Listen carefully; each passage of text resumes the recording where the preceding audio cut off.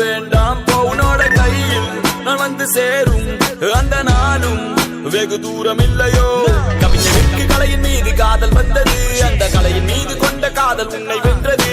இருந்த போது முந்த மீது காதல் என்பது என் கனவில் வென்று வாழ்வில் வென்று உன்னை வெல்வது.